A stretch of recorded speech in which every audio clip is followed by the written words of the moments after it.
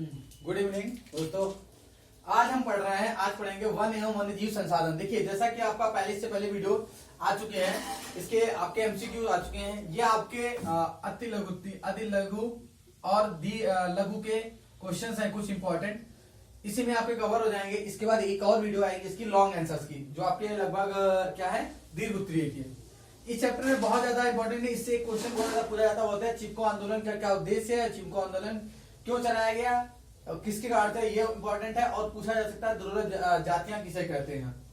देखिए, बेसिकली क्या था चिपको आंदोलन का उद्देश्य बताइए। देखिए, चिपको आंदोलन का उद्देश्य ये था कि एक प्रसिद्ध कह सकते हो आपके वो थे, एक सुंदरलाल बहुगुणा थे, एक प्रसिद्ध वैज्ञानिक थे, कह सकते हो वन जीव के। उन्होंने क्या देखा कि चमोली, उत्तराखंड के चमोली नामक जिले में के आसपास के क्षेत्रों में जो वन थे उनको काटा जा रहा था। तो क्या हुआ कि उसकी कटाई को रोकने के लिए आपके जो सुंदरलाल बहुगुणा जोशी ने एक मंगल योजना चलाई। योजना के मतलब मंगल योजना के नाम कह सकते हो। उससे उन्होंने क्या किया, आसपास की जितनी भी ट्राइबल थे या कह सकते हो जातियां थी, उनको इकट्ठा किया, लोगों को बताया और समझाया। और उन्होंने क्या किया, वहां के लोगों को ये बताया कि इसको कैसे रोका जा सकता है। तो उन्होंने क्या किया, उन लोगों को बताया कि पेड़ जैसे कोई पेड़ काटने जाते थे सरकारी कर्मचारी या फिर जो भी काटने जाते थे, उससे पहले आदमी उसको पकड़कर क्या होते थे, चपक जाते थे।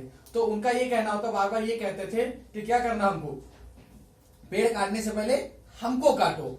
इससे क्या हुआ, वहां से वन संरक्षण किया जा सके। तो चिपको आंदोलन का उद्देश्य क्या था, चिपको आंदोलन का उद्देश्य था वन कटाई को रोकना, या फिर कह सकते हो इस अभियान को किसने चलाया था, सुंदरलाल बहुगुणा द्वारा चलाया गया था। और इससे वन संरक्षण किया गया। फिर जैव आरक्षित क्षेत्र किसे कहते हैं। देखिए, जैव आरक्षित क्षेत्र मतलब वो क्षेत्र जहां पे क्या सरकार के अंतर्गत उसकी देखरेख की जाए और वहां पे आप आसानी से किसी चीज को वहां से चुराया या फिर उसको खत्म नहीं किया जा सकता है, या कह सकते हो उसका अत्यधिक उपयोग नहीं किया जा सकता है। ऐसे क्षेत्र को कहते हैं जैव आरक्षित क्षेत्र। अब जैव विविधता संरक्षण हेतु बनाए गए क्षेत्र में जैव आरक्षित क्षेत्र कहते हैं। विविधता मतलब अनेक प्रकार की आती है, जो स्पेसिस होती है, मतलब कह सकते हैं स्पेशल चीज।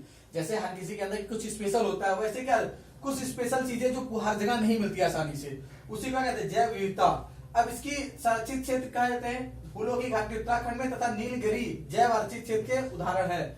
ये दोनों क्या है, फूलों की घाटी और नीलगिरी जैव आरक्षित क्षेत्र क्या है, जैव आरक्षित के उदाहरण है। कौन कौन से, फूलों की घाटी और नीलगिरी। फिर अगला आता है दुर्लभ जातियां किसे कहते हैं। देखिए, दुर्लभ जातियां और संकटग्रस्त जातियां, इन दोनों में अंतर है। एक अंतर होता है कि दुर्लभ जातियां क्या होती हैं, बहुत मुश्किल से मिलती हैं, मतलब कह सकते हो एकदम खत्म होने के कगार पे होती है। मतलब कह सकते हो मिलती तो है, पूरी तरह समाप्त नहीं होना, तो उनके ऊपर कंस्ट्रक्ट है, मतलब कैसे संकट है कि खत्म हो जाएंगे, ठीक, वो बहुत आसानी से नहीं मिलती है, इसलिए उनको कहते हैं दुर्लभ जातियां। और संकटग्रस्त जातियां क्या होती हैं, जिसके ऊपर संकट है कि आज नहीं तो कल खत्म हो जाएंगी।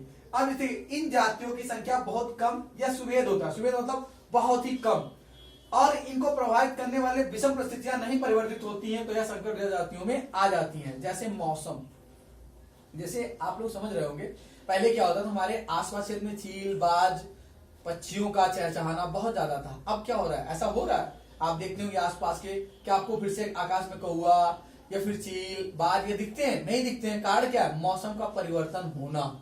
अगर मौसम का परिवर्तन होता है तो इससे क्या होता है, ये सभी जीव जंतु क्या हो जाते हैं, विलुप्त होने लगते हैं। तो उसी को कहते हैं दुर्लभ प्रजातियां, बहुत आसानी से नहीं मिलते। जैसे अब क्या आपको जो डॉल्फिन है वो नदियों में मिलेगी, ऐसा तो नहीं तालाबों में मिल जाएगी, या फिर कह सकते हो डॉल्फिन हर नदी में नहीं मिलती, कुछ नदियों में मिलती है या नहीं है। जैसे गंगा नदी में ही डॉल्फिन मिलती है, तो वैसे कई दुर्लभ प्रजातियां जल्दी आसानी से नहीं मिलती है। और क्या, अब ये बताया, अगर गंगा नदी सूख जाए तो क्या हो जाएगी, संकटग्रस्त में आ जाएंगी, डॉल्फिन सारी खत्म होने लगेगी, तो क्या संकटग्रस्त में आ जाएंगी। तो इसी कहा जाता है कि इन जातियों की संख्या बहुत कम होती है, इनको प्रभावित करने वाले विषम परिस्थितियां अगर नहीं परिवर्तित होती है तो ये संकटग्रस्त जातियों में आ सकती है। अगला है प्राकृतिक वनस्पति किसे कहते हैं। ये तो सबको पता है, जो हमें प्रकृति से मिलता है उसे प्राकृतिक वनस्पति कहते हैं। अब जैसे वे पेड़ पौधे, झाड़ियां, घास जो मानवीय हस्तक्षेप के बिना उगाते हैं, जैसे घास को क्या आप उगाते हैं, नहीं उगाते, वो अपने आप उग जाता है। कुछ पेड़ पौधे जो पहाड़ों पे पेड़ पौधे उगे होते हैं, क्या कोई इसको बैठाता है कि पहाड़ों के नीचे लगा देता तो उग जाता, नहीं, वो क्या होते हैं, अपने आप से उगते हैं। झाड़ियां आप कभी नहीं लगाते हैं, घर के सामने कब झाड़ी हो जाता पता नहीं चलता। घास ये क्या बिना मानवीय हस्तक्षेप के उगते, उन्हें क्या करते हैं, उन्हें प्राकृतिक वनस्पति कहा जाता है, जो बड़े बड़े जंगलों में होते हैं, जैसे अमेजन हो गया, आपके लखीमपुर खीरी में है वो जंगल हो गया। फिर वन्य जीव अधिनियम 1980 और 1986 में किन जीवों को संरक्षित जाति में शामिल किया? देखिए भारत सरकार ने जीवों को संरक्षण के लिए 2 अधिनियम बनाया था। कब बनाया था? 1980 और 1986। इन दोनों अधिनियमों के अंतर्गत हम कुछ जीव जो खत्म होने के कगार पे उनको कहा रखा, संरक्षित जीव में रख दिया। इस नियम के तहत सैकड़ों तरह की तितलियां, पतंगों, रेंगो एवं एक ड्रैगन फ्लाई को संरक्षित जाति में श्रेणी में रखा गया है। कौन कौन से हैं?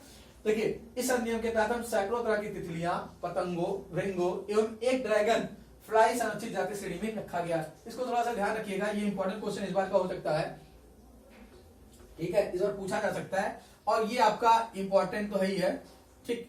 और ये तो आपका आपके उसमें पूछा जाएगा लघु उत्तरीय में कि चिपको आंदोलन का उद्देश्य क्या है, या चिपको आंदोलन किसे कहते हैं, क्यों चलाया गया, ये आपसे पूछा जा सकता है। देखिए आसानी से अब अगर आप इन चीजों को नोट कर रखते हैं तो आसानी से इस चीजों को पा सकते हैं। आपका देखिए जो आपका भूगोल है, भूगोल में 9 नंबर आएगा, किसकी से आपको पहला पढ़ाया जा चुका है। पहला आपका रहा होगा संसाधन एवं विकास, दूसरा आपका चल रहा है वन एवं जीव संसाधन, और तीसरा जल संसाधन। इन तीनों चैप्टरों को मिला के 9 नंबर आने हैं। और सबसे ज्यादा आपके आने तो जो पहला चैप्टर पढ़ाया संसाधन एवं विकास, उससे सबसे ज्यादा नंबर आने लगभग 5 नंबर, 4 से 5 नंबर, 2 से 3 नंबर इस चैप्टर से आने, 2 से 3 नंबर आपके जल संसाधन से आने हैं, या हो सकता है जल साधन से ज्यादा आए। इसके बाद आपका इकाइटोसा। तो आज हम वन एवं जीव संसाधन खत्म कर लेंगे। अभी एक वीडियो और आपकी लॉन्ग की आ जाएगी किसी टाइम तक, ठीक है। और इसको आसानी से पढ़ते रहिए, आपके पूरे बोर्ड में जितने भी होंगे यही से आपको 70 में 70 मिलना तय है, ठीक है। आज के लिए बस इतना ही, फिर अब मिलते हैं नेक्स्ट वीडियो में। जय हिंद।